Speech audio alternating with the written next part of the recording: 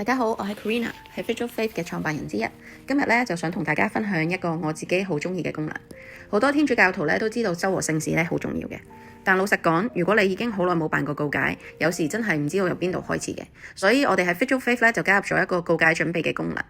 有告解前準備嘅 notes 同埋祈禱文。你可以根據唔同嘅範疇去做反省，例如你對天主嘅愛啦，你嘅祈禱生活啊、寬恕啊、誠實啊，甚至乎你自己嘅人際關係或者同屋企人嘅關係等等。咁咧，如果你有啲特別想記低嘅嘢咧，我哋喺 Visual Faith 裏面，你拉到落去最下面咧，陣間會見到嘅，亦都可以加入你自己嘅筆記。例如好似呢度咧，我自己都加入咗一啲英文或者中文嘅筆記，去幫助我去辦呢一個修和聖事啦。咁樣咧，所有資料咯，都只會係存在咧儲存喺你自己部電話度嘅。我哋係唔會 upload 上去我哋個 database 嘅，我哋亦都唔會見到你嘅任何內容。因為告解咧，其實係一件非常之個人同埋好私隱嘅事情嚟嘅。我哋係希望透過 Visual Faith 幫助到大家可以更容易踏出呢一步，